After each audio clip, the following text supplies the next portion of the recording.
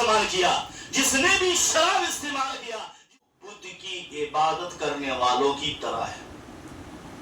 वो बुत की इबादत करने वालों की तरह है। मेरे भाइयों, आप अल्लाह तबारक व तआला की नाफरमानी कर रहे हैं, अल्लाह चाहे तो माफ कर देगा, लेकिन शिर्क और इस हदीस में क्या बताया, जो हमेशा नशा वाली चीज इस्तेमाल करता है, शराब इस्तेमाल करता है, वो बुतों की इबादत करने वालों की तरह है, यानी उसकी इबादत को भी अल्लाह कबूल नहीं करेगा और उसे भी अल्लाह माफ नहीं करेगा। सोचिए मेरे भाइयों, ये पान पट्टी, बीड़ी, सिगरेट की दुकानों पर हमारे बच्चे, बूढ़े, जवान हर कोई जाता है और बड़े फख्र से ये हराम चीजों को इस्तेमाल करता है। ये वो मौलवी फतवा देंगे जो मकरूह हैं।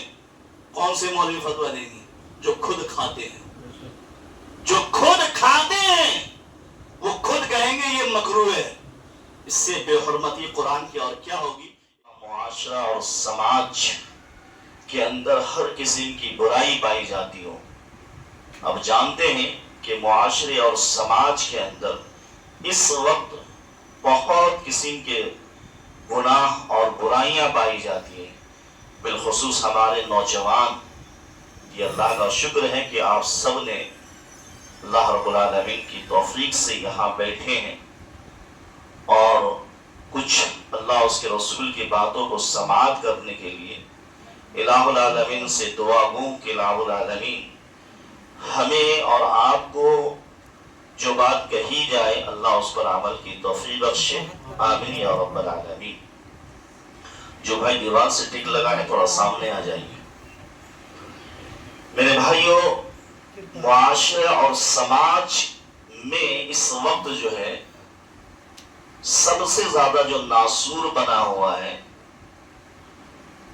वो है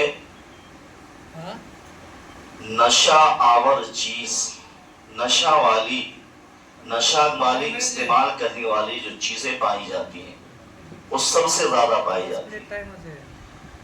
आज कोई घर, कोई फर्द नहीं बचा है, कोई शख्सियत नहीं बचा है जो आज हमारे मुआशरे में और समाज में पान पट्टी की दुकानों पर जाते हैं और मुख्तलिफ किस्म की नशा आवर चीजों को खरीदते हैं, इस्तेमाल करते हैं, खुद भी खाते हैं और आने वाले मेहमानों को भी खिलाते हैं।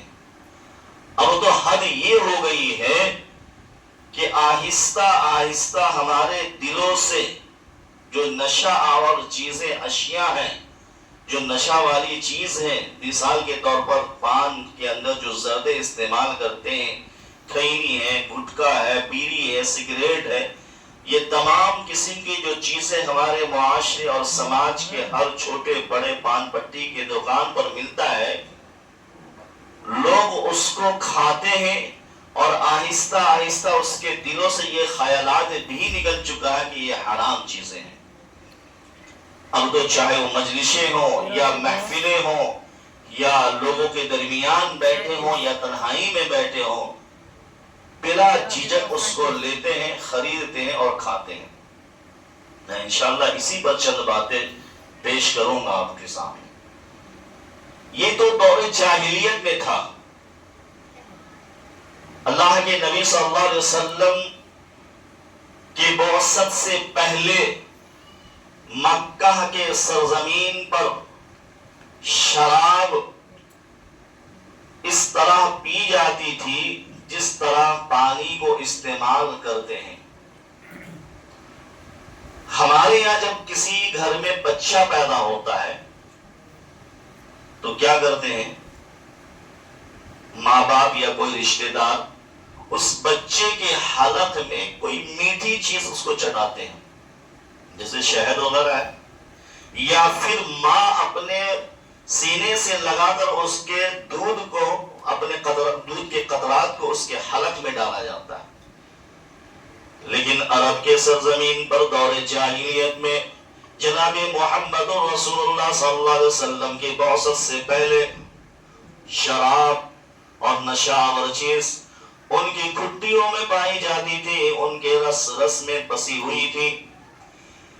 جب ان کی یہاں کوئی بچہ پیدا ہوتا تھا تو بجائے شہد کے یا دودھ اس کے حلق میں ڈالنے کے، شراب کے قطرے اس بچے کی حلق میں ڈالا جاتا تھا، اور بڑے فخر سمجھتے تھے کہ اے لوگوں، ہمارے معاشرے میں شراب جو عام ہے، جو شراب پی جا رہی ہے، بچوں کے حلق میں وہ شراب کے قطرے ڈالے جاتے تھے، یہ اتنی عام تھی یہ شراب۔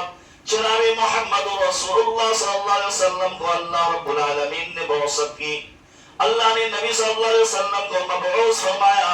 جناب محمد رسول اللہ صلی اللہ علیہ وسلم نے مکہ کے سرزمین پر جہاں شراب بے تحاشا پی جاتی تھی، ایسے معاشرے میں، ایسے سماج میں توحید کی دعوت دی، اور توحید کی دعوت تقریباً 13 سال تک جناب محمد رسول اللہ صلی اللہ علیہ وسلم نے مکہ والوں کو دعوت دی۔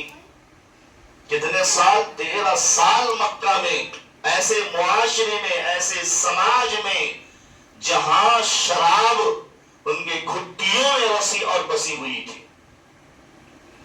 کچھ لوگ ایمان لے کر کے آئے۔ صحابہ حضرت عمر بن خطاب رضی اللہ عنہ کہتے ہیں، اللہ کے نبی صلی اللہ علیہ وسلم، ہم دیکھ رہے کہ جو لوگ شراب پی رہے ہیں وہ ماں میں، بہن میں، بیٹی میں فرق نہیں محسوس کرتے، گالیاں دیتے ہیں، ماں بہن کی گالیاں بکتے ہیں، شراب پی کر گٹروں میں پڑے ہوئے رہتے ہیں۔ اے اللہ کے نبی صلی اللہ علیہ وسلم، آپ شراب کو حرام قرار دے دیجئے۔ اللہ کے نبی فرماتے ہیں، اے میرے صحابہ، میرے ساتھیوں، ابھی یہ لوگ شراب کو چھوڑ کر اسلام کی طرف آئے، شراب کو، بدھ کو، یہ تمام چیز طرف آیا۔ اگر میں نے شراب کو حرام قرار دیا تو یہ فوراً اپنے اس طرف لوٹ جائیں گے جس حالت میں وہ پہلے تھے، یعنی اسلام کو چھوڑ دیں گے، اور شراب بڑی مشکل چیز ہے جو ان سے چھوٹے گا۔ یہ اسلام کو چھوڑ دیں گے اور واپس وہ کفر و شرک اور شراب نوشی کی طرف پلٹ جائیں گے۔ یہ معاشرہ تھا، یہ سماج تھا میرے بھائی، جو نئے نئے جو اسلام لے کر کے آئے تھے۔ اللہ کے نبی صلی اللہ علیہ وسلم نے فرمایا کہ پلٹ جائیں گے۔ انتظار کیا، اللہ نے سب سے پہلی آیت جو نازل فرمائی شراب کے بارے میں، سورہ نحل، سورہ نمبر 16، آیت نمبر 67، وَمِن ثَمَرَاتِ النَّخِيلِ وَالْأَعْنَابِ تَتَّخِذُونَ مِنْهُ سَكَرًا وَرِزْقًا حَسَنًا۔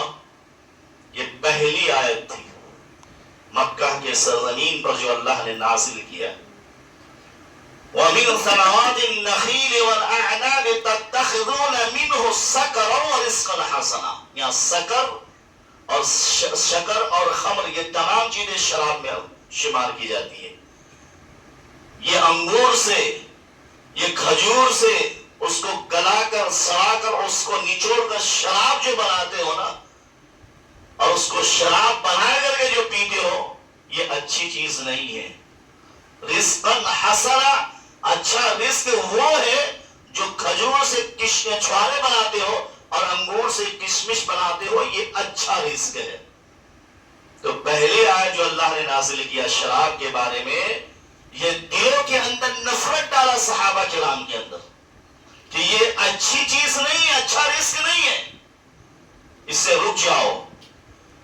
جو تم کھجور سے، انگور سے مشروب بناتے ہو، شراب بناتے ہو، اس کو پیتے ہو، یہ اچھا چیز نہیں ہے۔ رزقاً حسنا، اچھی چیز یہ ہے کہ اس سے چھوارے بناؤ، اس سے کشمش بناؤ، یہ اچھی چیز ہے۔ یہاں تک یہ سمجھ میں آئی۔ پھر کفار مشرکین اللہ کے نبی صلی اللہ علیہ وسلم اور صحابہ پر اذیت کرتے رہے، تکلیف دیتے رہے، پریشان کرتے رہے۔ جناب محمد رسول اللہ صلی اللہ علیہ وسلم اور صحابہ کرام مکہ سے ہجرت کر کے مدینہ آتے ہیں۔ خانہ کعبہ کی دیوار کو پکڑ کر اللہ کے نبی کہتے ہیں، اے خانہ کعبہ، اگر میری قوم مجھے اس وطن سے نہ نکال دی، یہ قوم مجھ پر ظلم نہ کرتی، یہ قوم مجھ پر نہ مارتی، مجھ کو نہ مارتی، تو میں تجھے چھوڑ کر ہرگز بھی نہ جاتا۔ اور یہ کہ اگر مکہ سے نکلتے مدینہ تشریف لاتے اور جب مدینہ میں آتے ہیں تو مدینہ کے اندر بھی وہی حال جو مکہ میں تھا. یہاں بھی شراب عام ہے, دیگر اشیاء حرام چیزوں کا رواج وہاں بھی ہے. صحابہ کہہ رہے اللہ کے نبی صلی اللہ علیہ وسلم شراب کے بارے میں کوئی حکم نازل کیجیے. لوگ پوچھ رہے ہیں آپ سے شراب کے بارے میں, جوا کے بارے میں پوچھ رہے ہیں. اللہ نے دوسری آیت نازل کی, سورہ بقرہ سورہ نمبر 2 آیت نمبر 219 219. يسألونك عن الخمر والميسر قل فيهما إثم كبير ومنافع للناس وإثمهما أكبر من نفعهما. اے نبی محمد صلی اللہ علیہ وسلم, یہ لوگ آپ سے شراب اور جوا کے بارے میں پوچھتے تو آپ کہہ دیجئے, قل کہہ دیجئے اے نبی محمد صلی اللہ علیہ وسلم, إثمهما أكبر من نفعهما, یہ بہت بڑا گناہ ہے. شراب گناہ کا کام ہے, جوا کھیلنا گناہ کا کام ہے, بہت بڑا گناہ ہے. ان نفعہما, لیکن تھوڑا فائدہ بھی ہے. کس کا فائدہ میرے بھائیو؟ اہل علم لکھتے ہیں کہ جب انسان نشہ میں ہوتا تھا تو بڑا خرچ کر دیتا تھا, غریبوں کو لٹا دیتا تھا, اور افسوس نہیں ہوتا تھا تو اس سے غریبوں کی مدد ہو جاتی تھی. اس لیے فائدہ دوسروں کا ہے, لیکن فائدے سے زیادہ بڑا نقصان ہے. اسی طریقے سے جوا میں اب کسی کو دینا ہے تو دل دکھتا تھا کہ اپنا پیسہ کیوں دوں, لیکن جوا میں وہ ہار جاتا تھا تاکہ اس غریب کا بھلا ہو جائے, اس کا فائدہ ہو جائے. تو یہ دوسری آیت اللہ رب العالمین نے نازل کی کہ اس میں بہت بڑا گناہ ہے لیکن تھوڑا سا فائدہ ہے, لیکن فائدے سے بڑا گناہ ہے. اسی لیے یہ سوچ لو اور سمجھ لو کہ نقصان زیادہ ہوگا اس میں, اور ایک دستور ہے کہ نقصان فائدے سے زیادہ بڑا ہو تو اس فائدے کو چھوڑ دینا چاہیے, نقصان پر دھیان دینا چاہیے. اور مکہ مدینہ کے اندر صحابہ کرام موجود ہیں. شراب حرام تو ہوئی نہیں تھی, دعوتیں ہوئی, صحابہ ایک دوسرے کو دعوت کرنے لگے. ابی بن کعب اور غالباً عبد الرحمن بن عوف رضی اللہ, ان تمام صحابہ کی دعوتیں ہوئی. مغرب کے بعد سب کھانا کھائیں اور کھانا کھانے کے بعد شراب, کیونکہ حرام تو ہوئی نہیں تھی, شراب کو پی لیا. شراب کا دور چل رہا ہے, ادھر عشاء کی اذان ہوتی ہے, مؤذن صاحب نے اذان دے دی, اللہ اکبر کی صدائیں بلند ہونے لگی. اب صحابہ جنہوں نے دعوت کھائی, جنہوں نے دعوت کھلائی, جنہوں نے شراب پی, کہنے لگے اب مسجد میں کہاں جائیں, چلو یہیں بچھا لیتے ہیں اور چادر بچھا کر نماز شروع کر دیتے ہیں. انہوں نے نماز شروع کر دی. امام صاحب نے کہا اللہ اکبر, نیت باندھی الحمدللہ رب العالمین الرحمن الرحیم, یہ پورا سورہ فاتحہ پڑھ دیا. اس کے بعد پڑھنے لگے قل یا ایھا الکافرون لا اعبد ما تعبدون.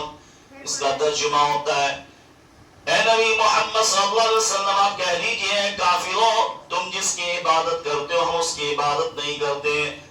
لیکن شراب پی رکھی تھی, غنود کی چھائی ہوئی تھی, نشہ آیا ہوا تھا, انہوں نے قرآن کی آیت کو غلط پڑھ دیا. قل یا ایھا الکافرون نحن اعبد ما تعبدون پڑھ دیا, یعنی اے کافروں جس کی تم عبادت کرتے ہو میں بھی تمہیں اسی کی عبادت کرتا ہوں. نشے میں تھے, غنود کی چھائی ہوئی تھی اور نشے کی حالت میں قرآن کی آیت کو غلط پڑھ دیا. اللہ تبارک و تعالی نے جبرائیل علیہ السلام کو بھیجا, جاؤ جبرائیل میرے نبی کے پاس جاؤ, ان کے صحابہ نے قرآن کی آیتوں کو غلط پڑھ دیا ہے.